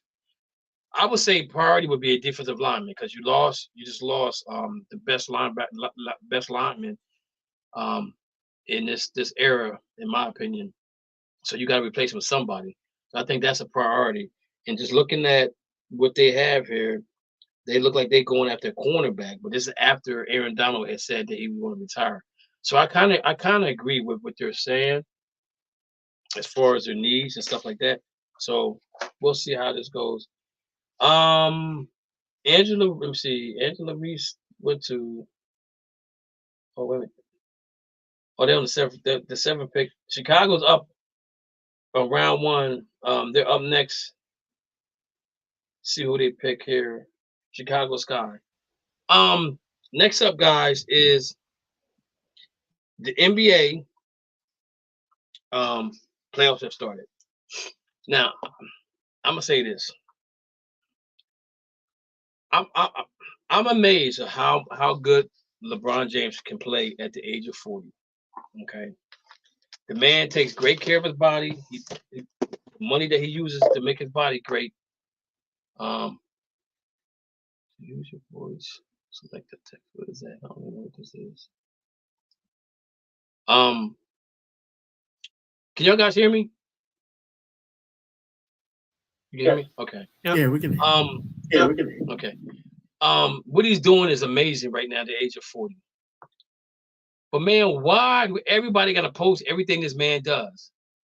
If it doesn't equate to wins, why are we talking about it? You know what I'm saying? Right. That's the part that bothers me more than anything else. You post what his accolades are during the season, which we already know he's first ballot Hall of Famer.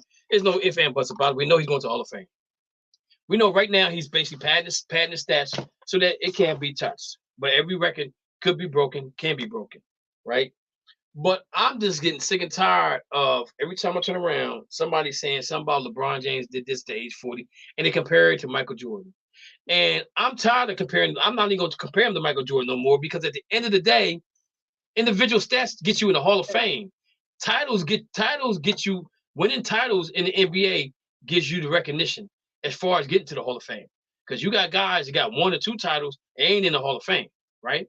But Michael Jordan's 6-0, period. There's no dispute about that. He's 6-0, period, right? Period.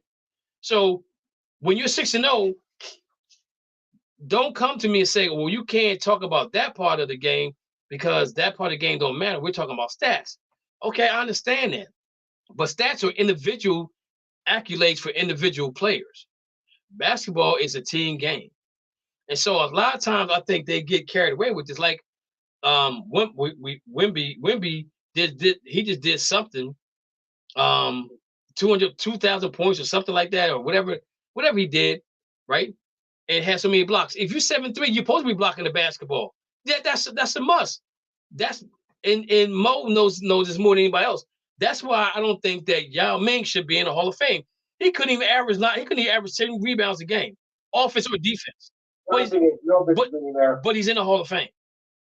Now he's in the Hall of Fame because it's because of his international celebrity for real. But he's not. He did good in the NBA. He had big feet, had bad feet. But again, how you gonna be that tall, 7 foot, and you can't average double, and you can't average doubles and rebounds? Stop it. You know. And I'm not taking nothing from Wemby, because you guys already know how I feel about Chet. Me personally, Chet is Rookie of the Year because he made a difference in wins and losses for that team. Wemby might have better stats, but they got 20 wins. If he's that great of a player, they have more than 20 wins. And this was my debate on it, and I still haven't got the guy that told me his stats yet. Who cares about 500 million jerseys in China? But this is the thing that this is what I come back to, Mo.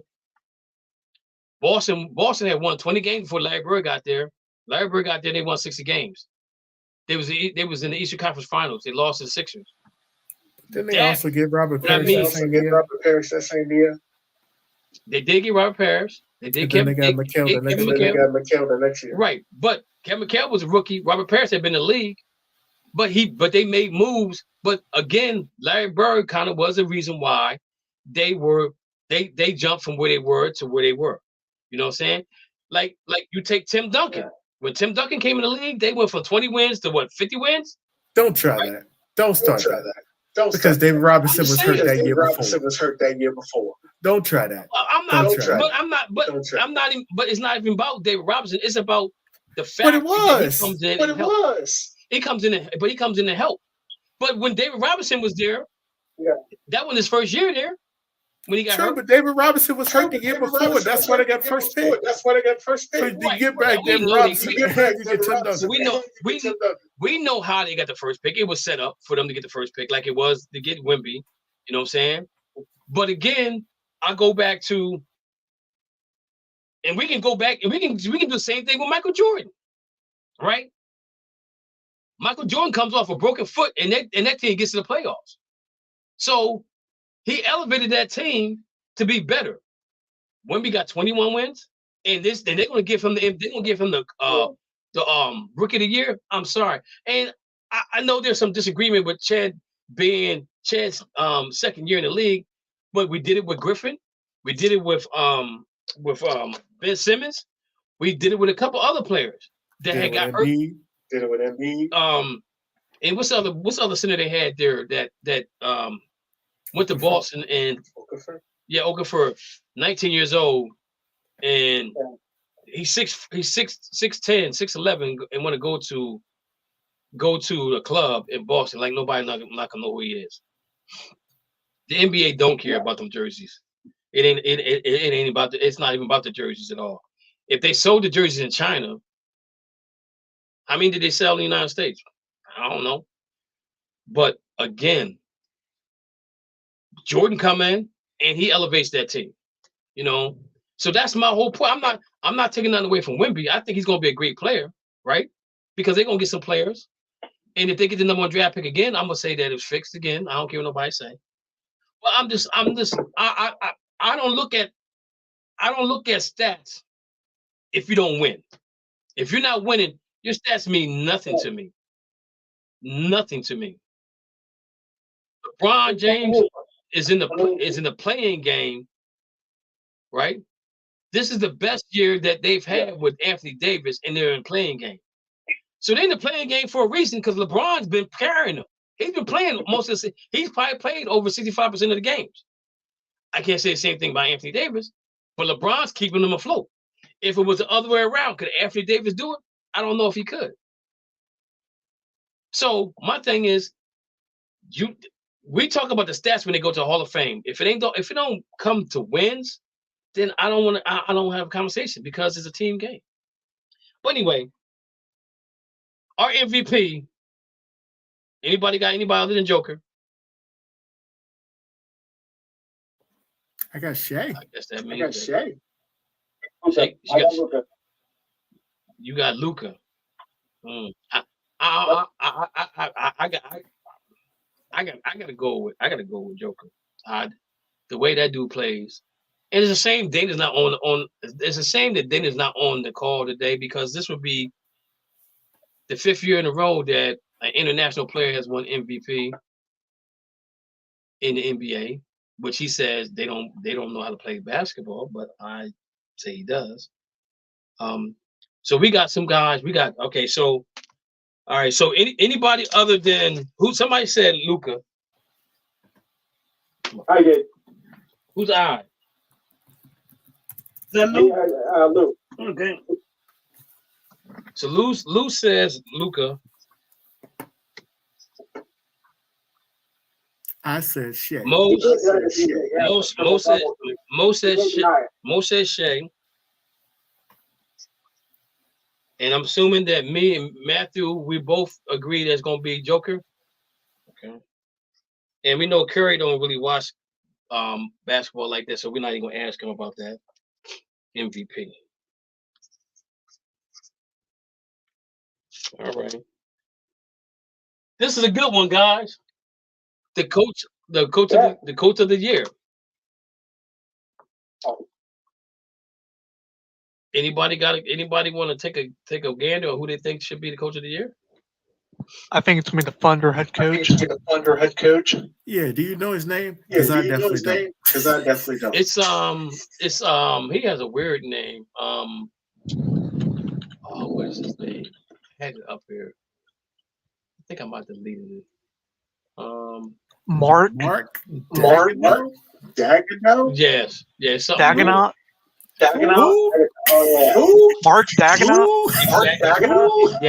Yes. He's been the head coach since 2019. That's the funny thing.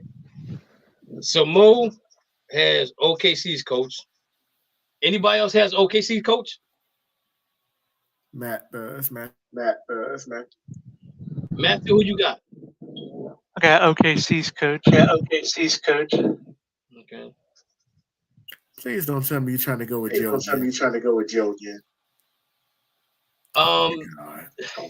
Lou, Who you got? I'll take the K-State head coach. Okay. I'm going with Udoka. I'm going with the coach from the Houston Rockets. Where you going with Ivy? He turned that team around. But they didn't make the play-in. No, they didn't. They didn't make it.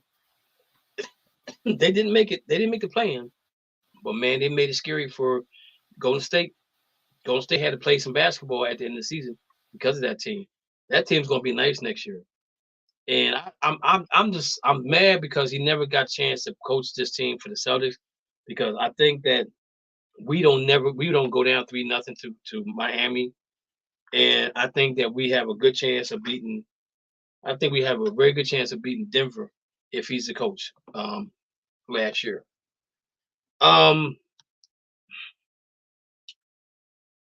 So rookie of the year. Hey man, we're not gonna talk about the reason. The reason why. The reason why. Oh no. He cheated on Nia Long.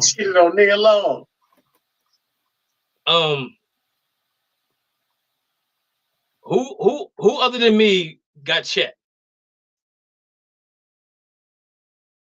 Everybody else got Wemby. I'll take Chet. Okay. Me and Lou. We got Chet. Matthew went with you. Matthew got Chet too? Yep, I got Chet. Okay. Mo, who you got? You know who I got. I got Wemby. Wemby. So let me ask you a question. Remember when they did the top 75 players and they put put Ben Simmons in there because of his potential? Yeah. And I'm pretty sure he fell out of that. So are we looking at the potential of how good he could be, Wemby, or do we really believe he's the rookie of the year because of the stats, but not the wins? I think that potential. I think the guy pretty much over there. I think we're being rookie of the year. But he has the potential. I mean, he started off he think of his game. I just don't think he's enough to get, the year. He was approved for next year. Okay. But y'all guys saw the Facebook page. I saw the post there. I've been asking the dude. I said, "Yo, show me their stats. The stats ain't too much off from each other." And that's what I'm saying. If the stats were really big, then actually I'd say Chet's a better 3-point shooter than Wemby is, right? But who didn't KC win the division? And they got the number one seed, even though they got the number one seed. They said, okay, we're gonna let them get number one seed because we think they're gonna be easy out. And the way things working right now, if it happens the way the bookie say they're gonna play the Lakers, Lakers supposed to beat them because Chet can't handle Anthony Davis. But that's gonna end right there for them at the end.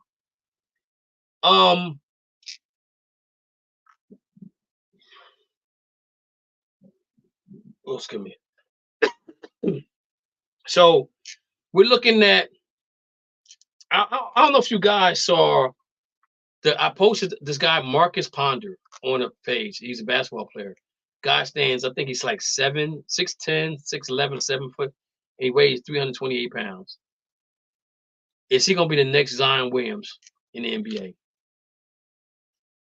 Well, what bothers me more than anything else, man, is that when people send me stuff, and I post it because it is what it is. You know what I'm saying? I post the stuff, but this is what gets me. Show me him playing defense.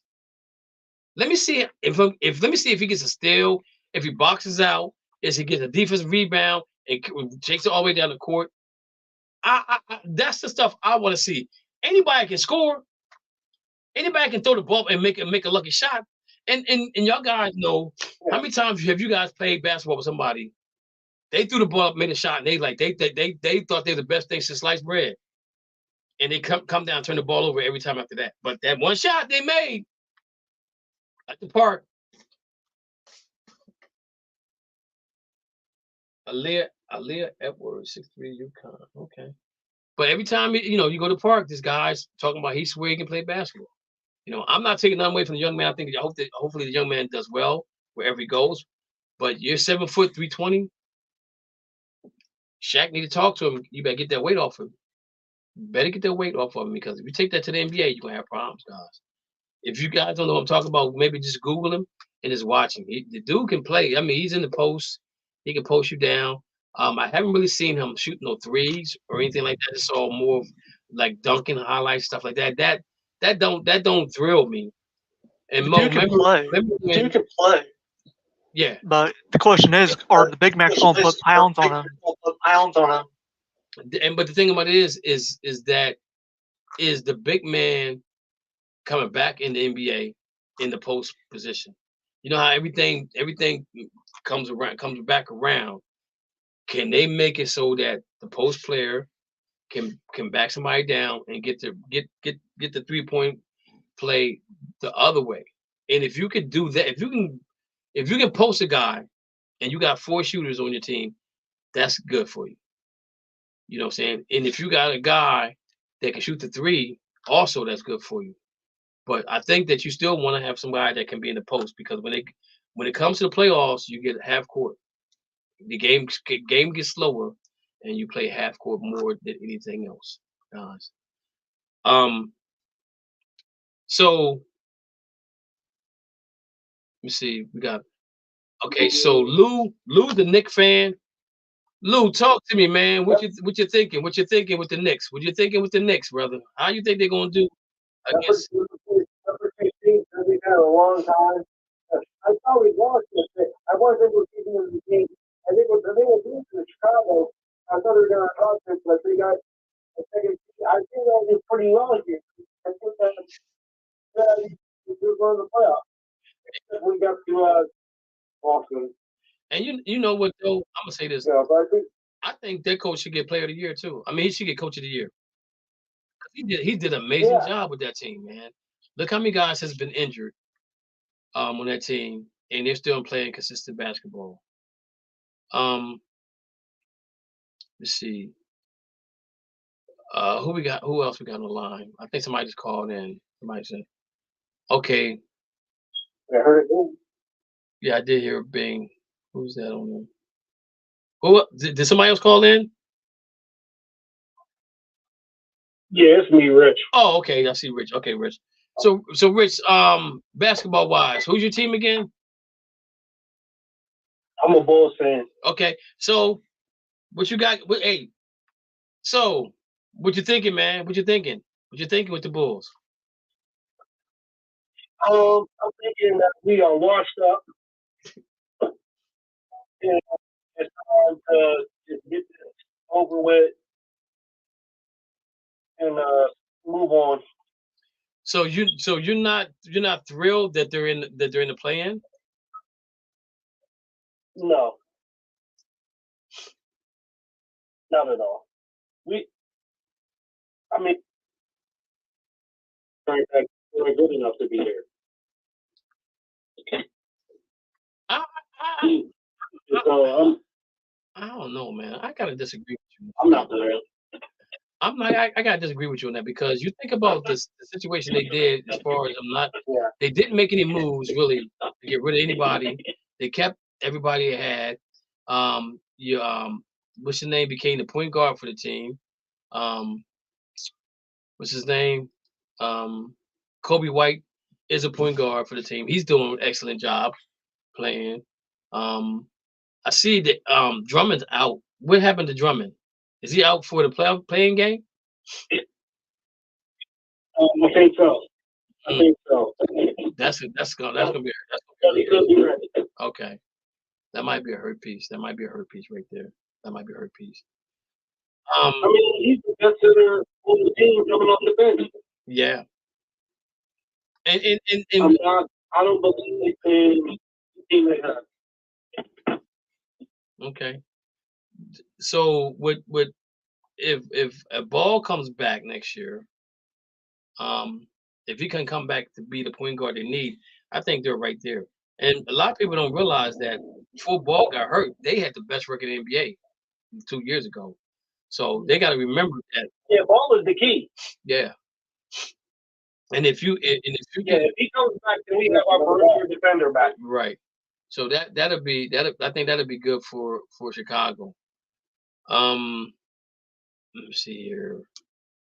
Matthew, who's your basketball team? Well, until the Supersonics come back in 2 years, I'm a Minnesota fan. Okay. So Minnesota, that could be another team, Mo. That coach could be coach of the year too. Minnesota did an excellent job. If you look at the West, every team that's in has 46 wins or more. In the playing game, even 1 through 6. The only team I don't have no faith in, I gotta say, is Phoenix, because I don't think Phoenix plays enough defense. They're plus 3. They're plus 3. They scored 116. Other teams scored 113. So that's, you look at that as 2 or 3 possessions, and if you can make 2 or 3 possessions better, turnovers, I think you can beat them. Mo, you want to talk about the Celtics and what you think is gonna happen with them?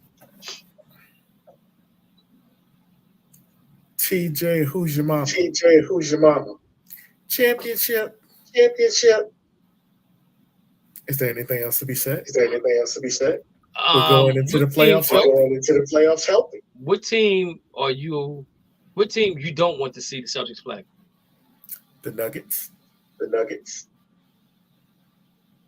So there's no I have team in the no East that worries you about anybody in the East. We have So seen do you them. think We're that going to destroy them this year. So let me ask you a question. They're 3-11 in games within three between 1 and 3 points. And we've seen them do Tatum 1-on-1 at the end of the games. Do you think that they go into the playoffs thinking the same thing, or do you think they run plays? Maybe they just don't want nobody to see what they want to run, so they just do what they do. I think they would run plays through Porzingis. Okay. And I don't think they've really shown that much, but when they show it works. Okay. The problem is they don't put the ball in Drew's hand enough. Joshua Drew has been a great three-point shooter because he's sitting in the corner most of the time. Because White has been running point, or Tatum has been running point. I think we're going to see Drew with the ball in his hands during the playoffs. Okay. Hey, Kevin, I bet you one thing. I bet you the Celtics don't want to see the Miami Heat. I will say this. I will say this. It'll be in the best interest for the Heat to beat the Sixers, which I think they will, because Embiid, I think he's got some problem with that knee again. Yeah. So, and if the Heat does beat the Sixers, I think they match up better with the Knicks. But I'm gonna say this about Miami: they're not the same team they was last year. Now they like the Terry Rozier thing. That was in the same spot. Yeah, that was. And now what they did last year, they lost the first game, so they wouldn't meet the Celtics until if they would have meet the Celtics, would be in the conference finals. So I don't know if they're gonna do the same thing again. And I'll be honest with you, to me.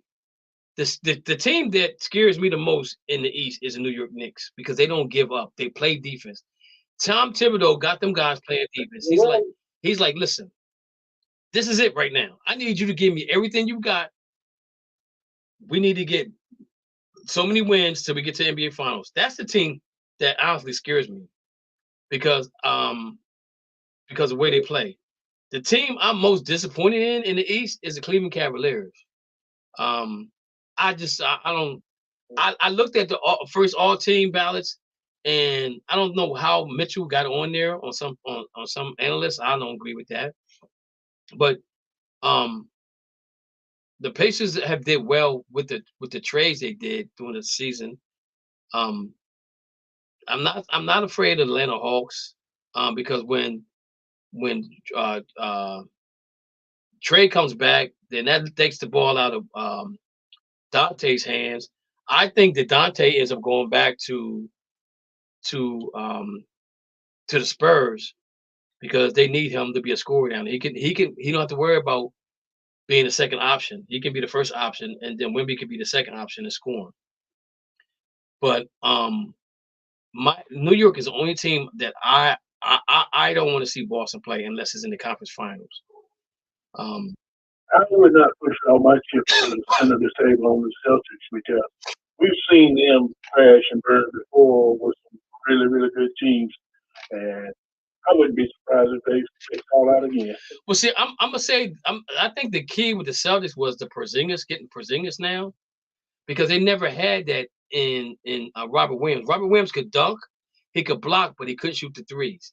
And if you go back and look at the Celtics when they won titles with Perkins, to me that was a big issue. Was Perkins could not shoot the ball. Perkins could rebound the ball basically. He could dunk the basketball, but he couldn't shoot the basketball.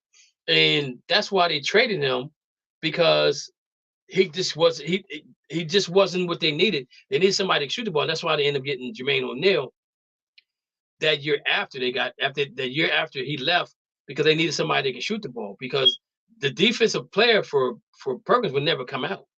So now the thing with Porzingis is he gives you that post presence and he can shoot the three. So that opens the floor for everybody else. Now they got to shoot. They got to hit the threes. They definitely got to be. They got to hit the threes. But New York is probably the team that I'm kind of like really worried about, to be honest with you, because they play Tom Thibodeau teams play defense. Out west, I think the Dallas Mavericks is probably a team that everybody got to be scared of. I think they're playing their best basketball. I think they're playing their best basketball right now. And I would say the Clippers, depending on if they want to come here and play. But again, I see Dallas. I think Dallas with Kyrie, you got to give Kyrie some credit, because he's came in. You haven't heard anything about him. He didn't even say nothing about the eclipse. He didn't say nothing about the world was flat, because if the world was flat, we wouldn't see the eclipse. So he didn't comment on that right there. But again, I think Dallas is a scary team. I don't think Denver wants to play Dallas, because they match up very well. Mo, you said there's no scary team in the East, and you said Denver was the scariest team in the West. Anybody else you see that could dethrone Denver? Maybe. I think there's a few teams. I mean, Oklahoma City, they get hot. They're so young, they don't know any different. If Cat comes back, Minnesota's a great team. Yes, I forgot about Cat. Dallas can go too. If Kyrie gets hot, Luka gets hot. If the Lakers make it in, you never know, man. Okay. I'm calling West it right has so now. many different ones. Go ahead, Matthew. I'm calling it right now. The Kings going to lose to the Warriors. The Lakers are going to lose to the Pelicans.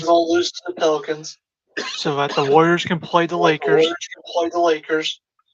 In that winner-loser round of the play-in. Now I'm gonna say this to you: if that does happen, let's just say the Lakers lose, right? They're gonna come out with another scenario next year that doesn't happen again. Watch, I'm telling you right now. You got two teams could get to the NBA finals or the division finals, and Golden State in the Lakers if they played the right way. So when you eliminate one of those teams, you're good. Everybody can breathe a sigh of relief because one of those teams are gone. And I won't be afraid of I'm not afraid of the Lakers, only because offensively, defensively, they're plus 0.6% at winning. So they give up they score 118 and the other team gets 117. So again, you're looking at two to three possessions. If you make it happen, you can beat that team, And if you kind of look at the whole West is like that, like Oklahoma 7.4, they're highest right now. You go 5-3, 6-5, 3-3, 2-3. So apparently you definitely have to play some defense, And again, it comes back to a half court situation. when you're playing in the NBA playoffs. Without I don't want to do the first team. We can do first team ballot. We can do first team NBA next week. You guys can go back and look at that right there. So with the NBA, so you got Matthew, Lakers against the Pelicans. Who you got winning? I got the Pelicans winning. Mo, who you got winning? Pelicans.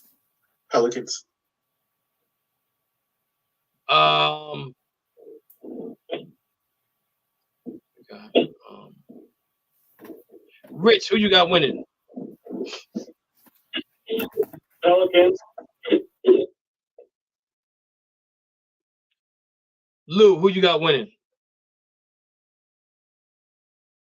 I'm going to go with the Pelicans. Okay. I'm going to go with the Lakers. Oh. And the only reason I'm going with the Lakers because they blew them out. And it mattered in a sense because they wasn't guaranteed the 7th spot. They were guaranteed if they won that game, they was guaranteed the 6th spot. And they wouldn't be in the playing game. So that's why I think something's not right there. Warriors and Kings. Rich, who you got? Taking the Kings. Mo. I'm gonna take the Kings. Matthew. I'm taking Golden State.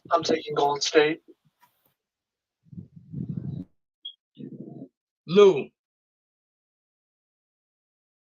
Sacramento. I'm gonna go with Golden State myself. Okay. Rich, the Heat versus the 76ers. And I believe Embiid is gonna be playing. I'm taking the Heat. Mo. I can feel it coming in the air tonight. Oh Lord. Hated that song when I was down in Miami. Kept playing it. Lou. A tough one. I mean, both the Heat and the Sixers have top players out. I think we'll go with the Sixers though. Matthew. I'm taking Motown Philly.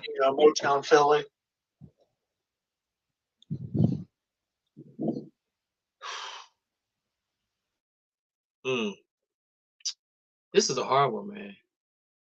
This is hard. I'm gonna take playoff Jimmy different. I'm gonna take the Sixers.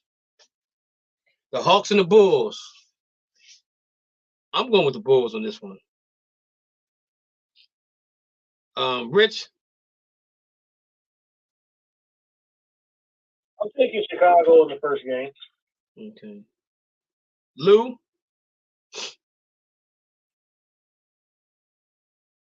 Atlanta. Oh, okay. Mo. As Shaq would say.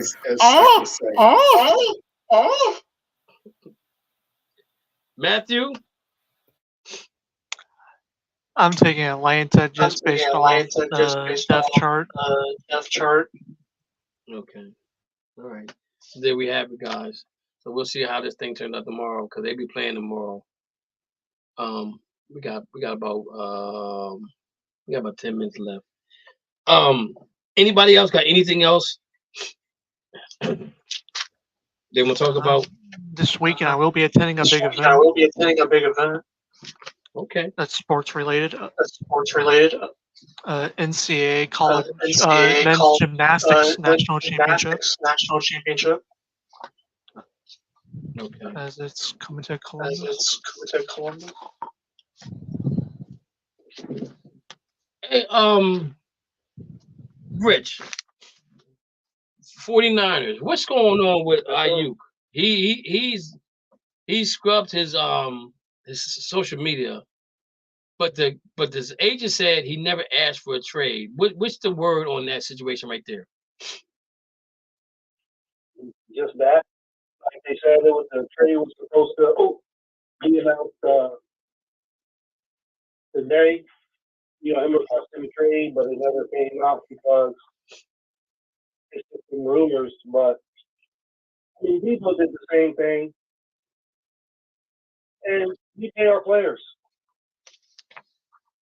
You know, this is just the drama of the NFL, and I'm used to it. And we're gonna get it done. Let's get back in uniform, for camp, and we're gonna get it done.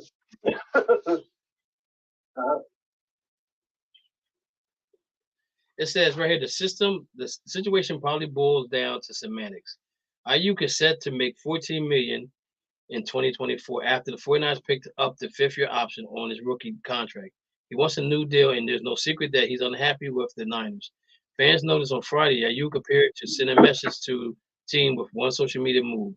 Even if Ayuk has not explicitly asked for a trade, it's safe to assume he told the 49ers he wants a new contract. If he doesn't get it, he will likely want to opportunity to seek one from another team. Ayuk had 75 catches for 1,342 yards, 7 touchdowns last season, which was his second straight year of 1,000-yard plus. Want more great sports stories, blah, blah, blah. So let me ask you guys a question. We played 17 games. Should 1,000 anything be the mark anymore? Should 1,500 be the mark? Nope. What should be the mark? I'd say 12. Okay, I can go with 12. I can do 12. Anybody else go with 12? I'm thinking 15. 15. Yep, What'd you say, Lou? 15. Yep, 15. I'll take 12. Okay. So if you do 15, I like 12. But you just added, and the reason why I like 12, I kind of like 15 more than I like 12, but I can go with 12, is because Jim Brown did 10 years of 1,000 yards. Way tougher football than what we're playing right now in 10 games. Right? And now 1,000 yards is a mark for running backs and wide receivers and tight ends.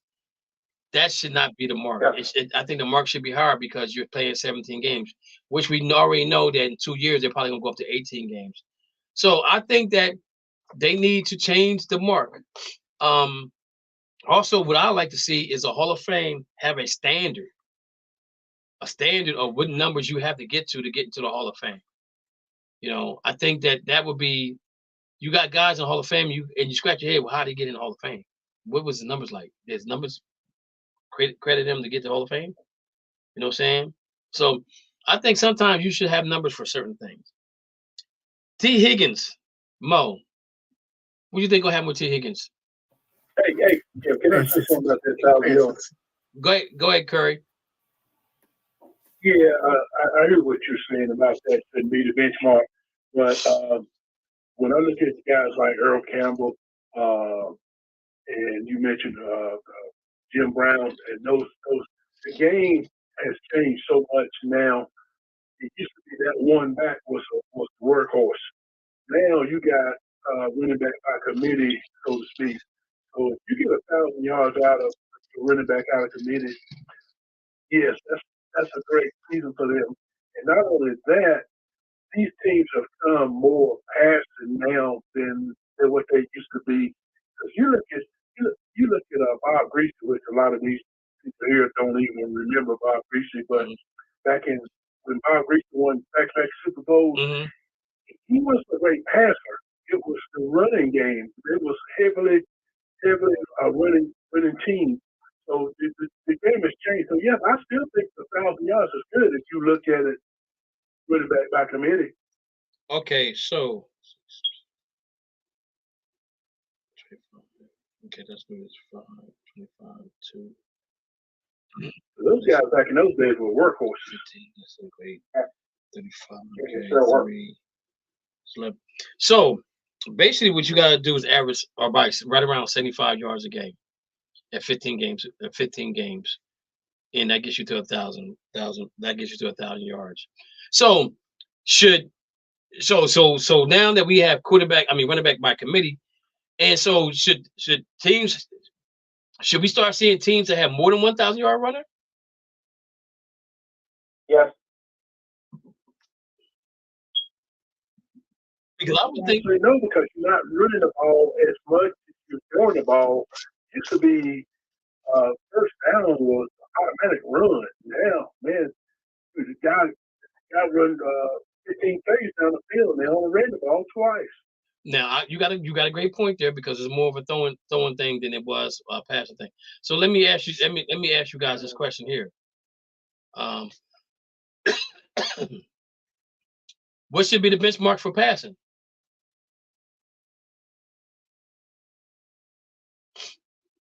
Should it be 5,500, 6,000 yards? I think 4,000 is good. Okay, so 4,000. So if we say 4,000, top 5 quarterbacks: Tua, Goff, Prescott, Josh Allen, and Purdy all threw for over 4,000 yards. Tua threw for 4,600. Okay.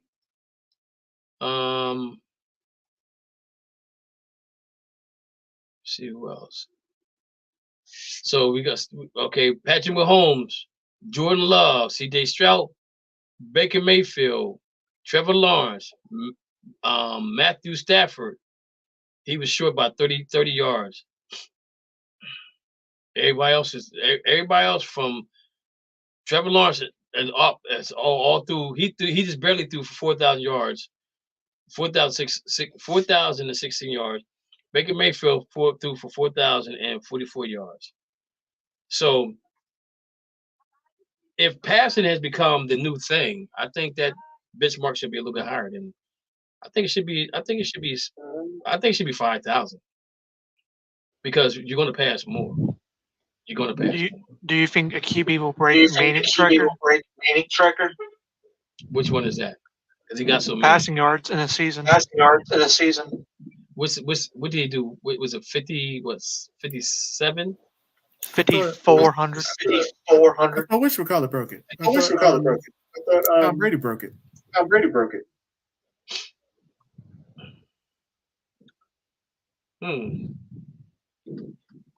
I don't know. But you I know was what wrong. though? Think about I was this. wrong. It still is Peyton Manning, 5,477. How many 5,000-yard passes do we have? Mo, we're looking at 5,000. How many 5,000-yard passes do we have actually? 1, 2, 3, 4, 5, 6, 7. How many's in the league now? Oh well, 8. Marino had one back in '84. How many people that had 5,000? Yeah.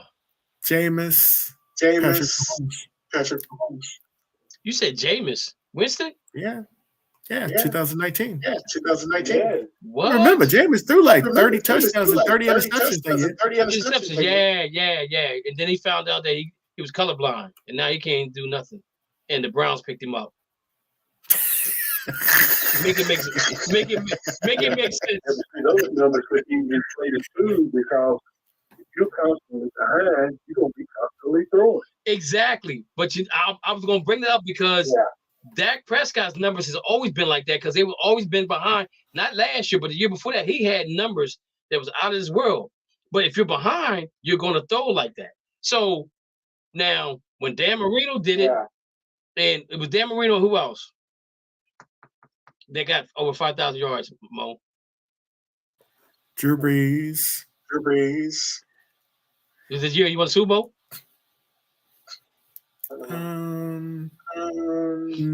Well, he threw for 2 years. So how many? Let me ask you a question. 3 years actually. How many people other than Dan Marino that played in the dome that threw for over 5,000 yards? Well, Drew Brees was in the Drew dome. Brees was in the Peyton dome. Manning was Right. in the dome. Hey, Manning was in the dome. Exactly. Actually, no, he did that 5,000. No, he did that 5,000. Really? Really? Huh? I don't even make Are you sure Denver? It makes sense. sense. Yeah. Yeah. I said he threw for 5,477 yards in Denver in 2013. Is that the year they won? Is that the year the defense won the Super Bowl for him? I guess so. I don't know. know. Ben threw for 5,000 yards. He wasn't in the dome. Patrick Mahomes wasn't in the dome. Tom Brady wasn't in the dome. Okay, so I'm looking right now. I just pulled it up myself. Dan Marino was in the dome, and he was before his time. No. Drew Brees was in the dome. Miami wasn't in the dome. Dan Marino played in Miami. No. I said Dan Marino was before. I said Dan Marino threw for 5,000 yards. He was before his time. That's what I said. Not that he played in the dome. Oh, I thought he was in the dome. Drew Brees did it twice in the dome. Tom Brady did it in the dome. I mean, he did it outside the dome. Matthews did it in the dome. Brees did it in the dome again. Peyton Manning did it in Denver. What year was that? 2013.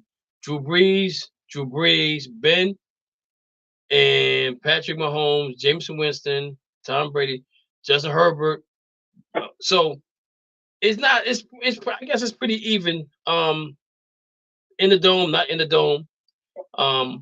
That you play, and just for FYI, the Cleveland Browns will be getting the dome soon. So you can't call it the mistake on the lake no more.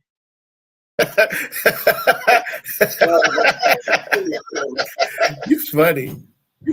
All right, guys. They're gonna have an elf in the middle of the field. Yeah, we're gonna do the elf thing. That's that. All right, man. You guys have a good night. Appreciate you guys hanging out with me. Again, when you bend your knees tonight, make sure you say a prayer for Lou and his family. Mo, you got something? Okay. I gotta go. Good night. Okay. Good night. All right. Say a prayer for Lou. They're having their services tomorrow. Dana, don't know when the service is, but say a prayer for him. He lost his cousin. A co-worker of mine, Miss Vina, lost her father. And a co-worker of mine today fell and hit her head. Don't know how she's doing. She was coherent when they got her and took her to the hospital. So hopefully she's doing well. So again, if you got family that's near and dear to you, say you love them. Tell them you love them. Constantly tell them you love them. All right, guys. Draft is still going on, and my stomach's growling, so I'm gonna grab something to eat. But you guys have a good night, man. Appreciate you guys coming on again, as always. Hey, Rich. Yes, sir. Rich is on the line. Rich, still here? Yeah, I'm still here. Okay, do me a favor, man. Inbox me your address, and inbox me your address. Tell me what shirt size you wear and what color you wear. Curry. Okay. I think I sent Curry. I was gonna say something Curry too, but I think I sent Curry a shirt too. But yeah, just if you live in Harrisburg, I'll just drop it off to your house. But let me know what size you wear and what color you prefer. All right. Okay. So I want to show love to people that dedicate their time to come on and holler at me and talk to me about sports. And I'm trying to. Absolutely. I would have been on earlier, but I'm gonna call this week. Okay, no problem, brother. Thank you for listening to the Just Us Sports Talk Show. You have been entertained in the sports world by K-Diggs from Harrisburg, Pennsylvania, the small city with a large heart. Dana Clark from St. Petersburg, Florida, and Murray E. Baskerville from Gotta Be More Careful, Baltimore, Maryland. Remember, we throw stones and we do live in glass houses. Big-time players make big-time plays and big-time games. Stay ready to be ready. You have been listening to an In the Zone Sports Talk Radio production. Remember, you can hear us again on star107fm.com on Saturdays from 11 a.m. to 1 p.m. Eastern Standard Time. Make sure to download the Try 99 TV app on any smart device and subscribe to In the Zone Sports Talk Television. The cost is $4.95. Thank you in advance for your support.